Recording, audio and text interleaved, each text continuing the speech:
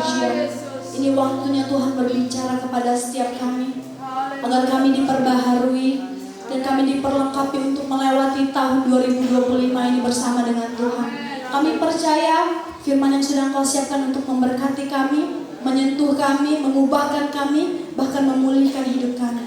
Berkata-katalah Tuhan melalui hamba-Mu, kami siap mendengarkan firman-Mu hanya di dalam nama Tuhan Yesus yang ajaib. Haleluya, amin.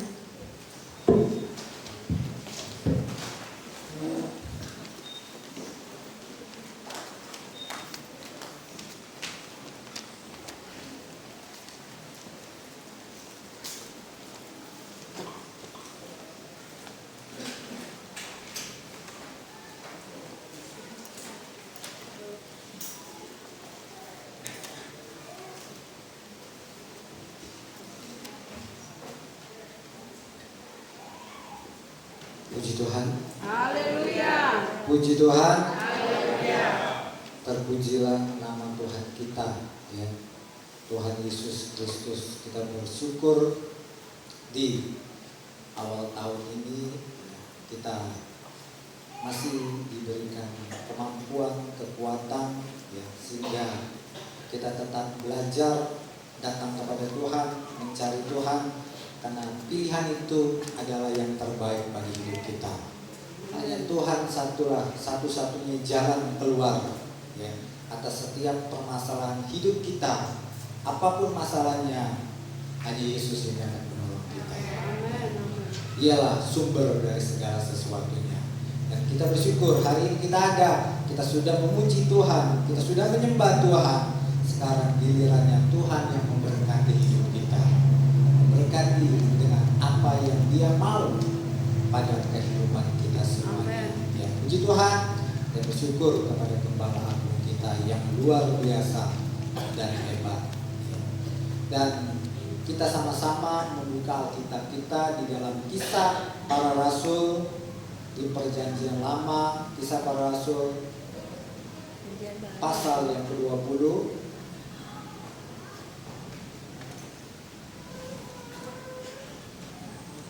Kalau sudah, kita akan baca bersama-sama Kisah Para Rasul pasal yang ke-20 ayat yang ke-24. Kita akan baca bersama-sama. Kisah Para Rasul pasal 20 ayat yang ke-24. Sudah semua? Amin. Sudah, kita akan baca bersama-sama. Saya lihat Bapak Syukur masih belum, kita tunggu bersama-sama dengan sabar. Kisah Para Rasul pasal 20 ayat ke-24. Sudah, kita baca bersama-sama di dalam nama Tuhan Yesus Kristus. 2, 3. Tetapi aku tidak menghiraukan nyawaku sedikit pun, asal saja aku dapat mencapai garis akhir dan menyelesaikan pelayanan yang ditugaskan oleh Tuhan Yesus kepadaku untuk memberi kesaksian tentang Injil kasih karunia Allah. Puji Tuhan, silakan duduk.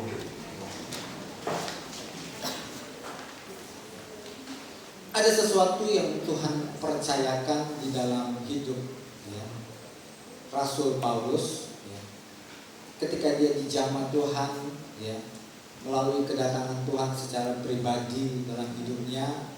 Disitulah mulai ada perubahan dalam hidup Paulus. Dan ketika, ya, pengalaman demi pengalaman hidupnya bersama dengan Tuhan Yesus, ya, ketika dia menjalani hubungan yang intim dengan Tuhan Yesus, disitulah, ya, mulai terjadi yang namanya sesuatu perubahan. Nah, ketika perubahan terjadi, maka ada sesuatu yang menyertainya, yaitu ada tugas. Dan tugas yang diberikan kepada Yesus bukan tugas yang enak-enak ternyata. Ya. Ternyata tugasnya itu, ya, itu juga sangat-sangat, ya, membuat banyak orang mundur. Ya. Karena apa? Karena terlalu banyak halangan, rintangan. Bahkan nyawa pun harus siap melayang. Ya. Padahal apa? Padahal berita yang disampaikan oleh Paulus adalah berita tentang Injil. Injil kasih karunia Allah. Berarti apa? Ya, Paulus itu hanya sekedar memberitakan kabar baik. Bayangkan, kabar baik yang diberitakan oleh Rasul Paulus saja mengakibatkan yang namanya kematian. Apalagi berita buruk, apalagi berita miring, apalagi berita hoak. Itu terjadi, masuk penjara. Ya. Di sini Paulus dengan gagah berani hanya menyampaikan kabar baik tentang rencana Tuhan untuk semua manusia. Rencana yang paling indah, rencana yang paling sempurna untuk semua manusia, tapi berakibat fatal. Bisa dipenjara, bisa dipukul, bisa ditelanjangi, bisa dimusuhi, ujung-ujungnya bisa dihukum mati. Itu yang terjadi. Padahal berita yang disampaikan adalah berita tentang kabar baik. Supaya apa? Supaya semua orang bisa diselamatkan, bisa ditolong. Siapa yang bisa menolong? Yaitu Tuhan Yesus Kristus. Karena Tuhan itu maha kuasa dan Tuhan itu maha kasih. Itu terjadi. Kalau sekedar maha kuasa, kalau tidak maha kasih, percuma. Duanya berjalan beriringan bersama. Dia juga maha adil. Semuanya ada pada Tuhan Yesus Kristus. Dan dialah yang bisa menolong manusia dari segala penderitaan yang dialami manusia selama hidupnya. Dan rata-rata 99% penderitaan itu dialami oleh manusia karena dosa. 99% penderitaan yang dialami manusia membuat dia menangis, putus asa, membuat dia kecewa, membuat dia terluka. Itu 99% itu karena dosa. Hanya 0,1 bukan karena dosa. Itu yang terjadi. Dosalah yang menjadi penyebab kenapa manusia itu menjadi menderita. Itu yang terjadi. Dosa. Namun apa? Namun di sini kata Rasul Paulus, aku tidak menghiraukan sedikit pun, tidak menghiraukan. Bahkan nyawa pun tidak kuhiraukan.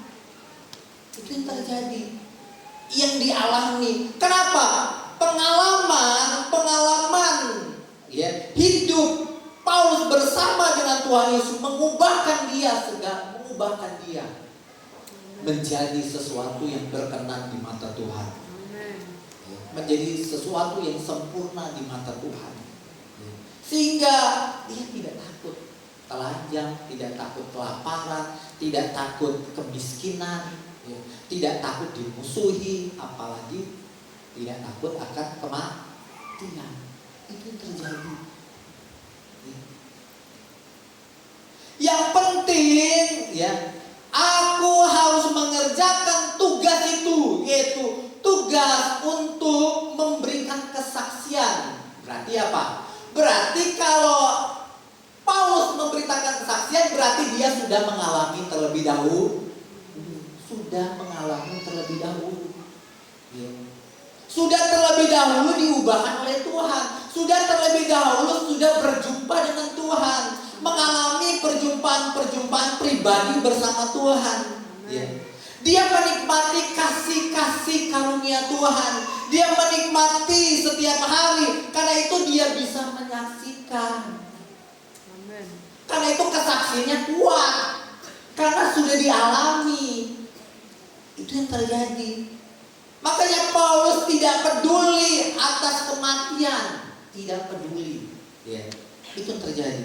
Yang penting apa? Yang penting semua manusia juga harus bisa ditolong. Sama seperti aku yang sebenarnya orang yang gak bisa ditolong. Saya ini orang yang sebenarnya sangat jahat di mata Tuhan, tapi ternyata oleh kasih karunia Tuhan saya bisa diselamatkan oleh Tuhan.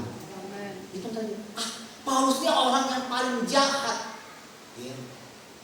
Sebenarnya orang yang paling jahat, yang tidak harus mendapatkan belas kasihan Tuhan. Tidak layak yang mendapat belas kasihan Tuhan. Karena dialah orang karena Paulus lah banyak orang di penjara, dianiaya, bahkan dihukum mati. Sebenarnya tidak ada lagi pengampunan bagi Paulus kalau menurut logika manusia. Itu tadi. Nggak ada lagi kalau menurut logika manusia, nggak ada lagi maaf bagimu Paulus. Nggak ada lagi. Namun apa? Karena pengalaman pribadi inilah ketika dia berjumpa dengan Tuhan, ketika dia merasakan kasih karunia Tuhan, kasih karunia Tuhan itu adalah kasih agape. Ketika dia merasakan kasih itu, itulah yang mengubah Paulus. Yang dulu Saulus menjadi Paulus. Terjadi perubahan yang besar dalam hidup Paulus. Karena itu pengalaman-pengalaman ini yang harus diceritakan oleh Paulus. Supaya apa? Supaya orang pun dapat juga mengalami pengalaman-pengalaman yang dialami oleh Paulus. Itu yang terjadi. Makanya dia dengan senang, dengan tulus, dengan semangat, dia tetap memberitakan kesaksian tentang Injil. Injil kasih karunia, kasih karunia. Itu dia beritakan kabar baik yang dia beritakan kepada semua orang, siapapun yang dia jumpai. Paulus selalu memberitakan yang namanya Injil kasih karunia Allah. Karena Allah adalah kasih. Allah adalah kasih. Dia itu Allah yang maha kuasa, yang sanggup menolong semua manusia. Tidak ada yang tidak dapat bisa ditolong oleh Tuhan Yesus. Dia sanggup. Coba kita baca di dalam Roma pasal 5 ayat ke-15. Roma pasal yang kelima ayat 15, saya akan membacanya. Tetapi karunia Allah tidaklah sama dengan pelanggaran Adam. Sebab jika karena pelanggaran satu orang, semua orang telah jatuh di dalam kuasa maut. Itu yang terjadi. Ingat, mengapa kita ini terseret oleh maut? Karena apa? Karena satu pelanggaran yang dilakukan oleh Adam. Sehingga apa? Sehingga dosa Adam mengikat semua manusia. Karena Adamlah, kan Adam yang dikasih hukum, Adam yang melanggar. Akhirnya yang kena siapa? Keturunannya yang kena. Makanya ada yang namanya dosa keturunan. Itu karena Adam. Sehingga apa? Sehingga orang yang berdosa harus ada di dalam kuasa maut. Ada di dalam kuasa maut. Pasti orang yang berada di kuasa maut, masa depannya pasti ke dalam neraka. Itu yang terjadi. Terus,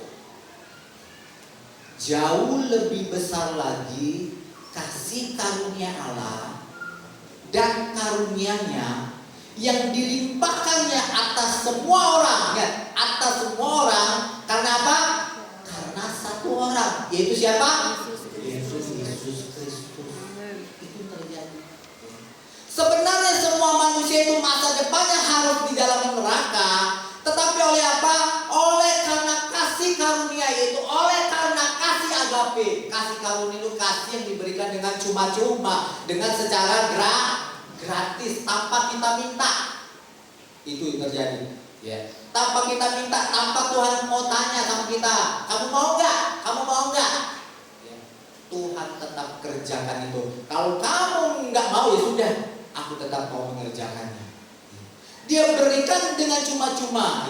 Kasihnya jauh lebih besar, kasih karunia dan karunia-Nya yang dilimpahkannya atas semua orang. Oleh karena apa? Satu orang. Itu terjadi. Oleh karena satu orang. Itu itulah kabar baik yang disampaikan oleh siapa? Oleh Rasul Paulus. Sehingga siapapun yang dijumpai oleh Rasul Paulus harus tahu kabar baik ini, ya. Yaitu satu orang itu yang bisa menyelamatkan kita semuanya dari jeratan dosa. Dari jeratan dosa itu terjadi. Kenapa semua orang telah terjerat oleh dosa yang dilakukan oleh Adam, dan hanya Yesus Kristus yang dapat membebaskan semua manusia dari dosa. Bukan hanya sekedar mengampuni kita dari dosa. Mengampuni dosa itu adalah hal-hal yang receh, hal-hal yang terlalu. Namun yang Tuhan kerjakan dalam hidup kita, bagaimana kita terlepas dari dosa. Bukan hanya diampuni, kalau diampuni besok bisa melakukan ulang kembali pelanggaran yang sama, betul? Itu yang terjadi. Namun janji Tuhan untuk kita semuanya adalah tentang kabar baik yang melebihi semua kabar baik yang ada di dalam dunia itu, yaitu semua manusia yang percaya kepada Yesus pasti bisa tidak lagi mengulangi dosa yang sama, pasti bisa terbebas dari dosa. Itu kabar baik yang hendak disampaikan kepada siapa? Kepada Paulus. Yang disampaikan Paulus kepada orang-orang yang dijumpainya. Kamu harus tahu kabar baik ini.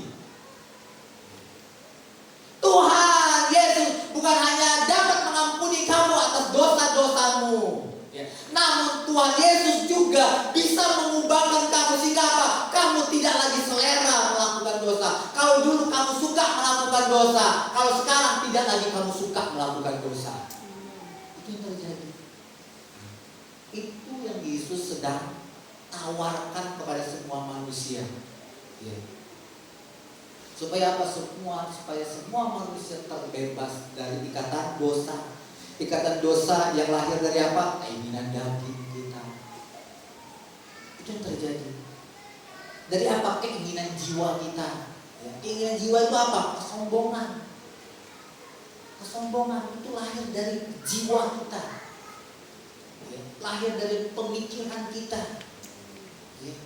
Itu yang sangat mengerikan, itu yang namanya dosa kesombongan. Baru dipercaya sedikit mulai sombong, baru dikasih kekayaan mulai sombong. Itu terjadi.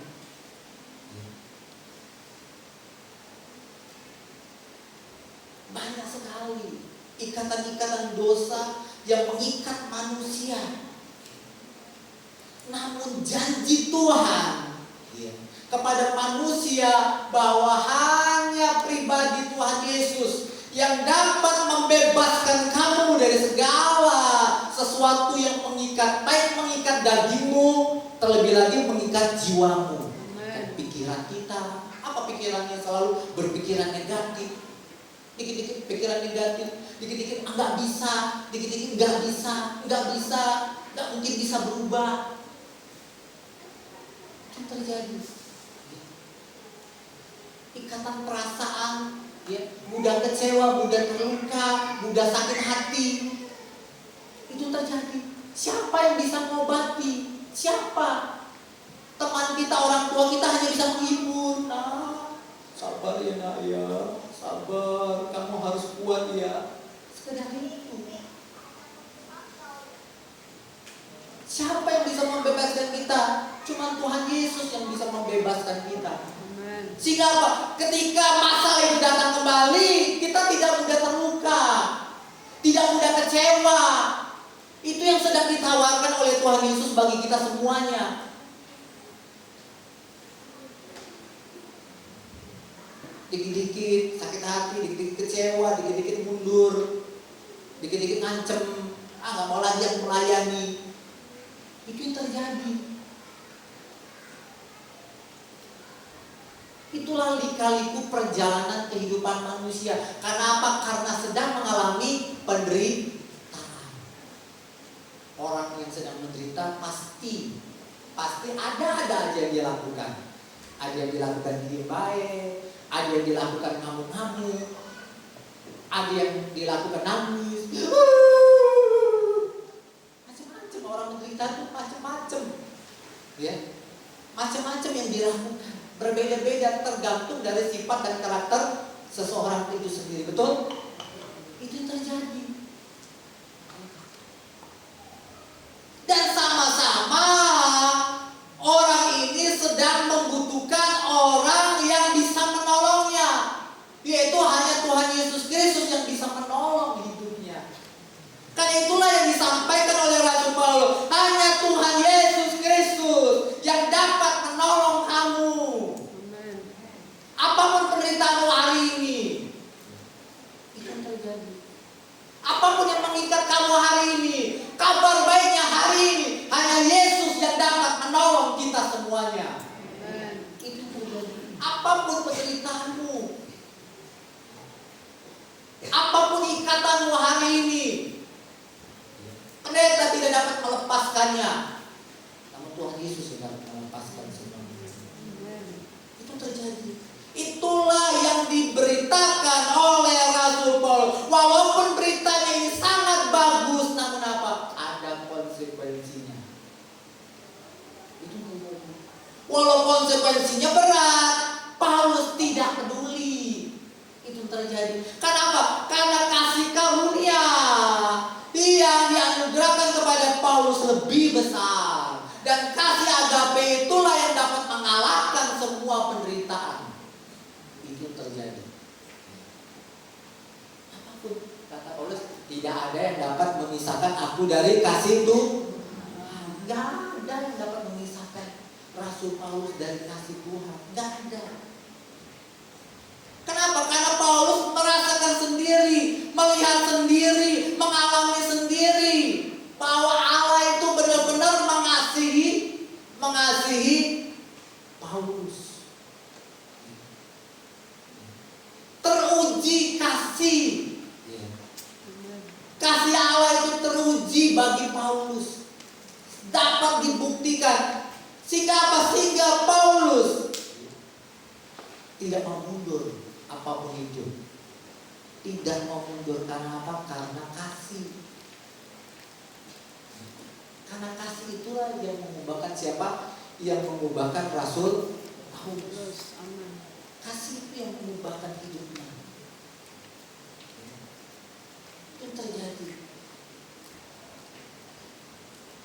Dan janji Tuhan supaya kita bisa terlepas dari semua ikatan adalah yang pertama kali yang harus didapat oleh manusia adalah kasih agape. Itu terjadi.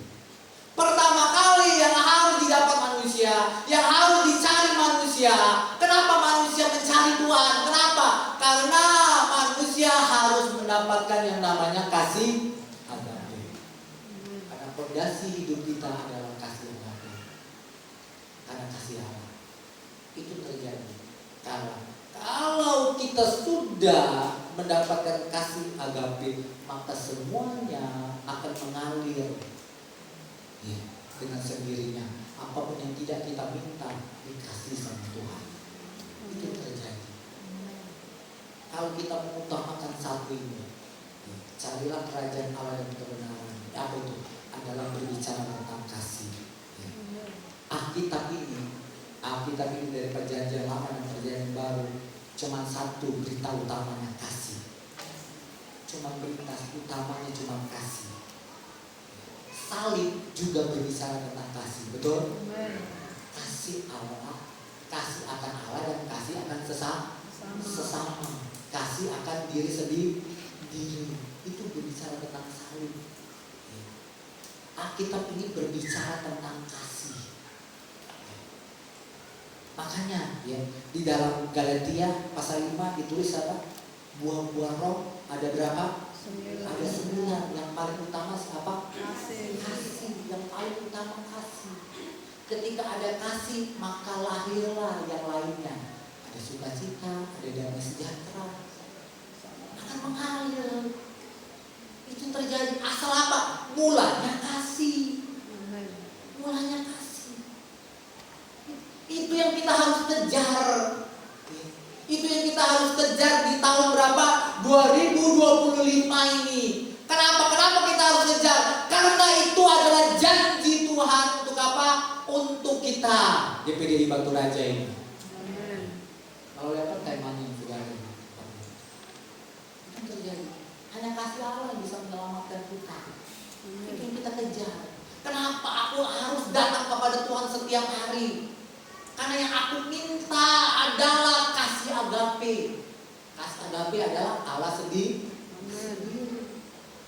Ketika ada kasih Allah, kasih agape, hebat diri kita. Itu apa yang tidak kita minta, Tuhan sediakan. Itu terjadi. Tuhan sediakan dengan sendirinya. Untuk apa? Untuk memperlengkapi kita semuanya. Ya. Untuk apa? Bisa mengubah diri kita dan bisa menjadi saluran berkat bagi yang lainnya. Itu yang terjadi. Itu yang Tuhan kehendaki dalam kehidupan ini. Dan melalui apa? Injil ini, melalui berita Injil ini, semua orang yang mendengar, wah bagus sekali ya berita ini ya. Wow, rencana Tuhan itu sungguh sempurna. Ketika orang yang mendengarnya, mendengar tentang Injil, maka apa yang didapat? Iman. Timbullah iman. Timbullah iman di dalamnya. Itu yang terjadi. Coba kita baca Roma pasal 5.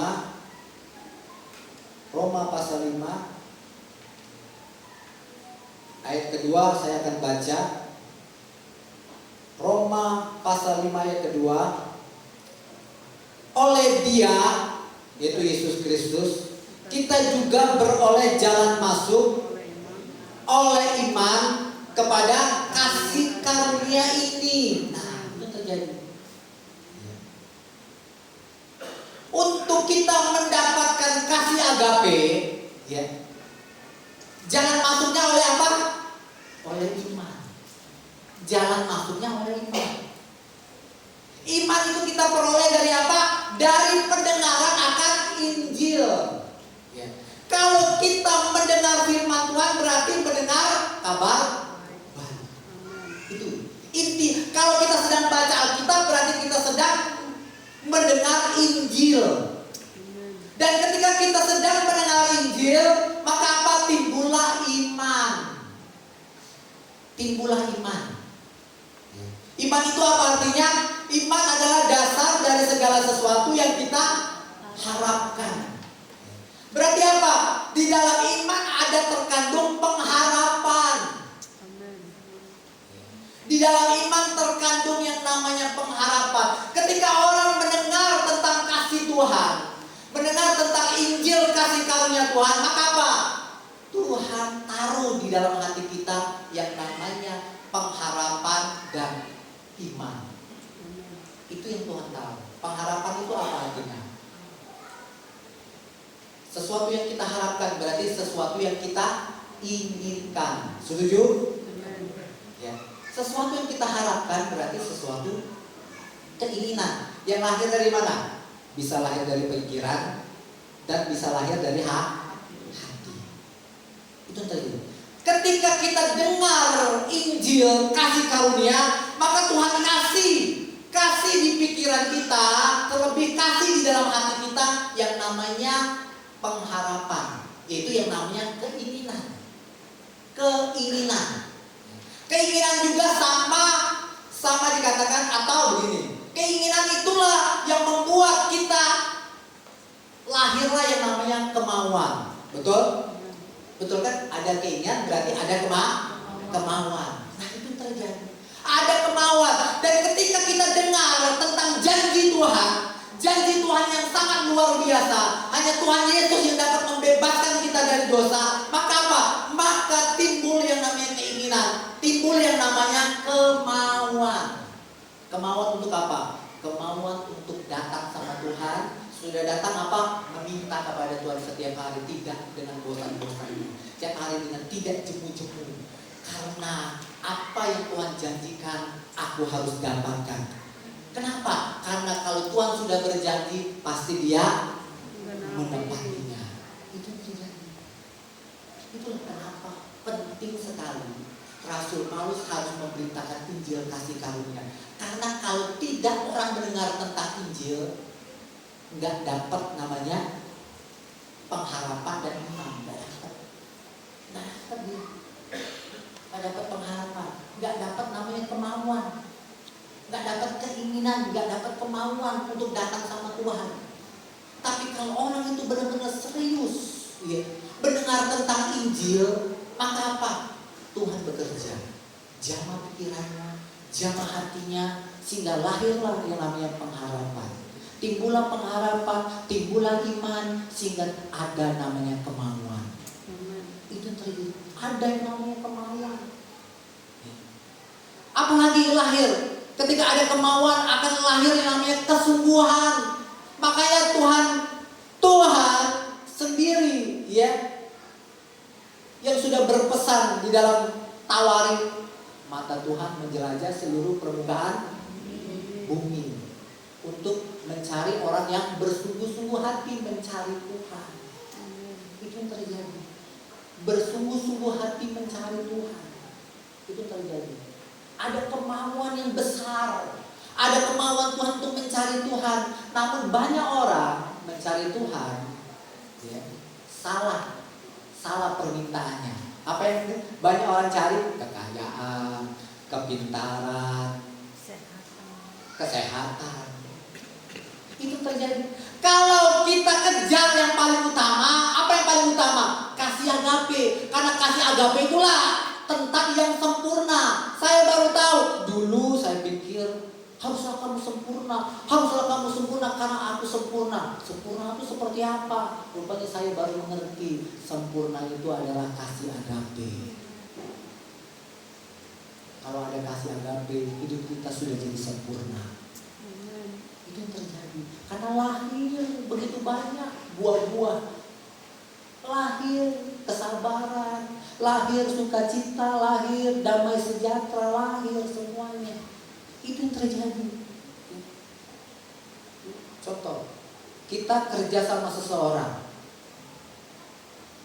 Pimpinan kita kadang kalau kita salah dimarahin, kadang kalau kita nggak salah dimarahin.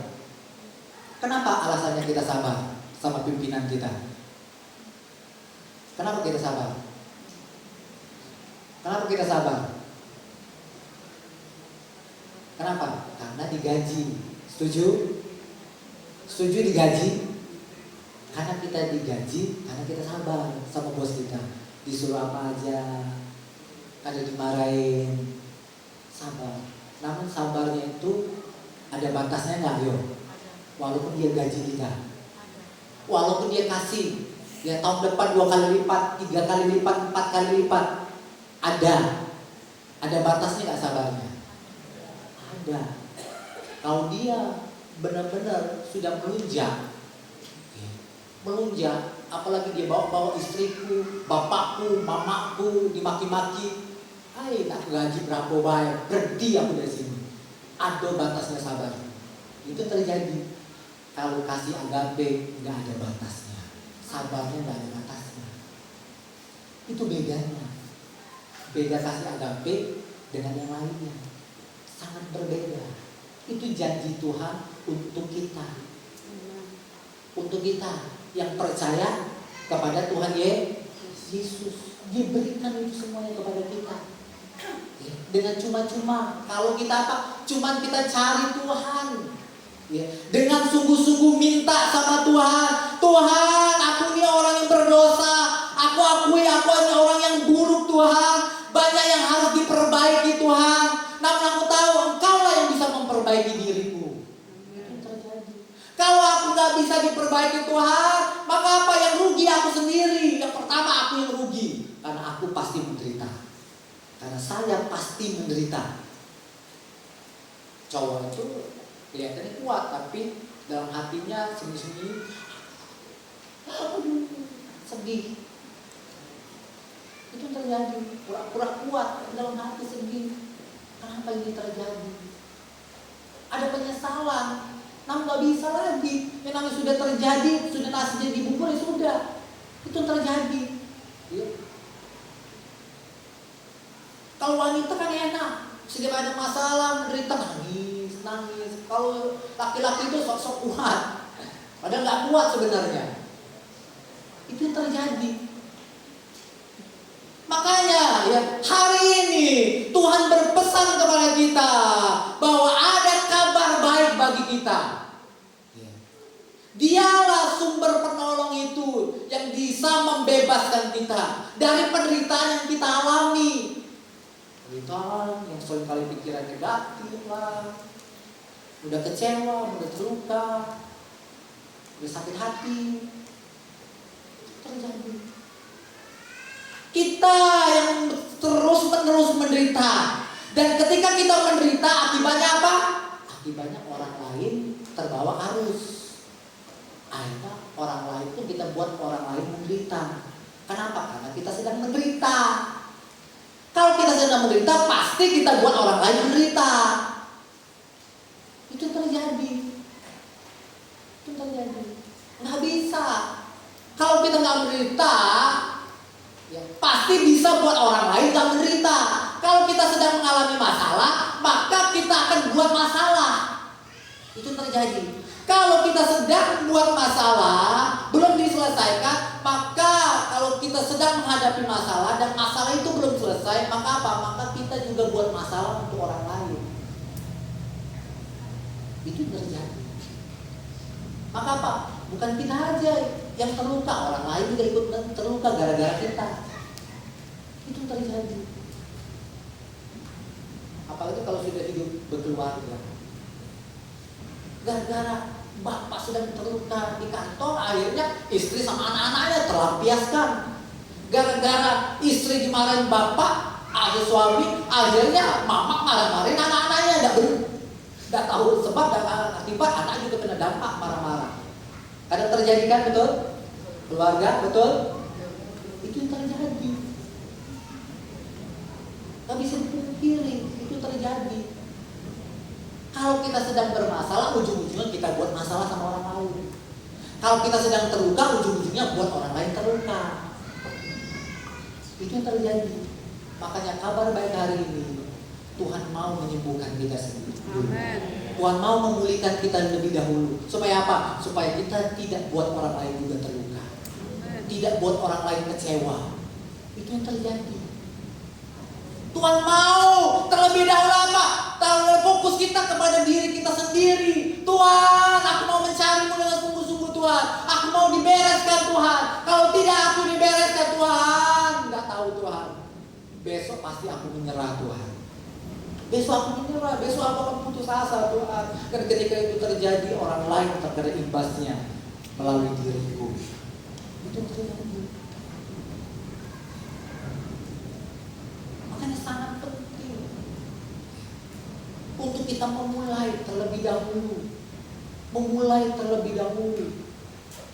Ya.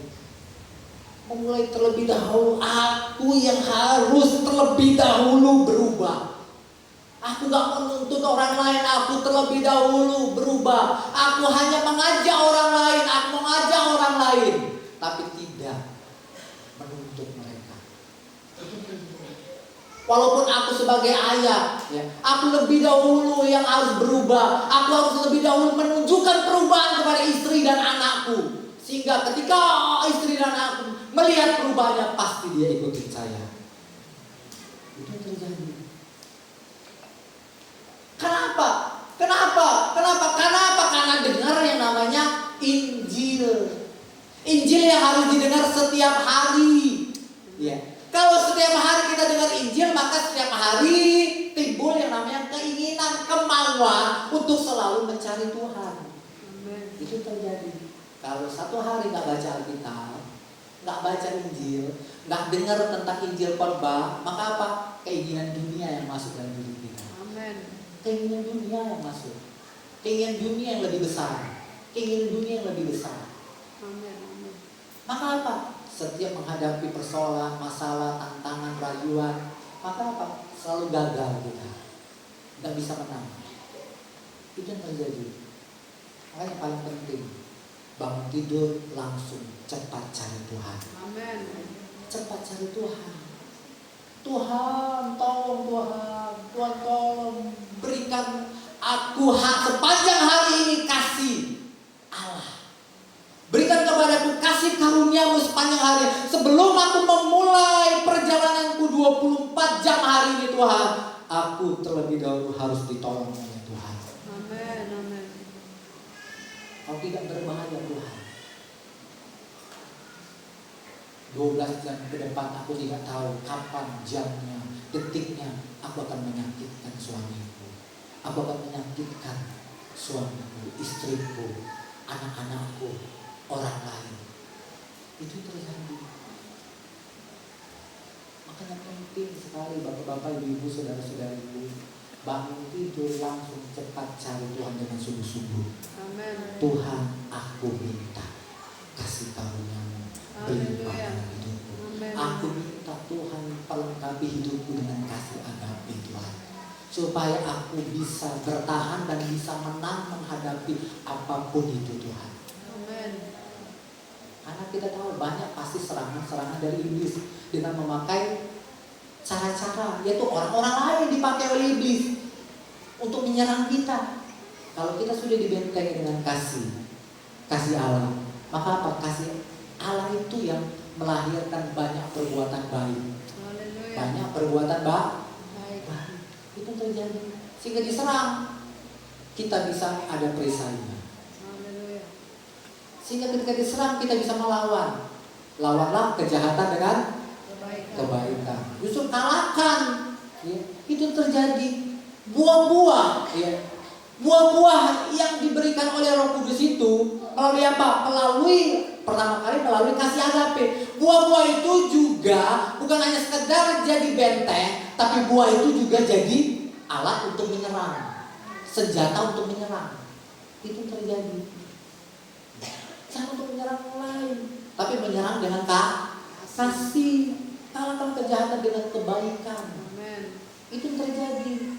Ketika dimaki kita bilang, wah terima kasih, kamu cantik, kamu ganteng. Bersyukurlah kamu sama Tuhan, kamu diciptakan ganteng, kamu diciptakan dengan Tuhan cantik. Itu namanya dikalahkan yang jahat dengan yang baik. Tapi kalau kita nggak minta sama Tuhan, langsung bangun tidur, minum kopi, baca koran, wah hebat aku, siapa berani melawan aku? Baca, baru dimaki dikit. Apa dia kau ini? Sak kehebatannya. Kau jual aku beli, pela. Itu yang terjadi. Ya. Itu yang terjadi. Kenapa? Baru bangun pagi, wow, sudah merasa gagal jadinya. Tidak perlu Tuhan. Itu yang terjadi.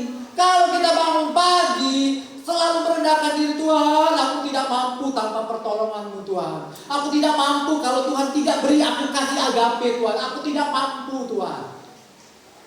Ketika kita akui di mata Tuhan, aku tidak mampu, maka Tuhan yang memampukan kita. Kenapa? Ada kemauan kita minta sama Tuhan. Ya, itu terjadi. Ya. Cukup ada kemauan untuk datang kepada Tuhan dengan sungguh-sungguh, maka Tuhan kasih kemampuan, kasih yang namanya buah-buah tadi. Itu terjadi. Amin. Maka apa? Ketika kita sudah mulai mengawali hari yang baru, hari yang indah, ketika habis datang sama Tuhan, itu terjadi. Ketika bangun, ternyata kopi belum disediakan oleh istri, bersyukur. Aku masih bisa buat kopi sendiri, aku masih sehat. Itu terjadi. Itulah hebatnya kasih agape. Itu hebatnya kasih Allah yang melimpahi dalam hidup kita. Itulah yang lebih dahulu harus ada dalam hidup kita. Maka semua yang tidak kita minta disediakan oleh Tuhan. Kenapa? Karena orang seperti ini bisa dipercaya Tuhan. Bisa dipercaya Tuhan. Ya.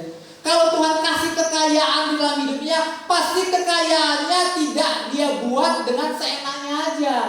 Ya. Dia tidak pakai dengan cara menyombongkan diri. Dia tidak akan jadi orang sombong. Haleluya. Kasih agape tidak melahirkan kesombongan. Tidak melahirkan kesombongan. Kasih agape tidak melahirkan kikir atau pelit, nggak melahirkan. Makin dia menjadi orang yang suka mengembalikan milik Tuhan. Ya, bukan sekedar perpuluhan, banyak kalau kita kasih sama orang, kasih ini gini itu sama aja mengembalikan milik Tuhan. Itu yang terjadi. Itu terjadi. Itulah landasan yang terbaik itu, yang sempurna itu cuma satu. Kasih agape. Bagaimana caranya? Caranya supaya kita mendapatkan itu terjadi, harus ada yang memberitakan Injil. Harus ada orang yang mendengar Injil setiap hari. Amen. Harus ada orang yang mencari Tuhan setiap pagi. Minta. Amen. Minta. Ya. Kalau ada orang yang minta, pasti Tuhan itu gak pelit. Dia pasti kasih. Itu terjadi. Kalau Tuhan kasih, nama Tuhan dipermuliakan, betul? Amen. Itu terjadi. Kalau yang jahat selalu kalah dengan yang baik, ujung-ujungnya nama Tuhan yang dipermuliakan, bukan nama kita. Itu yang terjadi. Tuhan pasti kasih. Itu yang terjadi. Ya. Di dalam Roma pasal 5 ayat 5 dikatakan pengharapan itu tidak mengecewakan. Apa yang kita harapkan, apa yang kita inginkan, apa yang kita mau sama Tuhan tidak mengecewakan. Itu janji Tuhan. Itu yang Tuhan sedang katakan kepada kita. Hei anak-anakku, hai semua manusia, kalau kamu berharap kepadaku, kalau kamu punya keinginan sama aku, keinginan itu tidak akan pernah jadi kecewa. Haleluya. Itu yang Tuhan sedang sampaikan kepada kita. Aku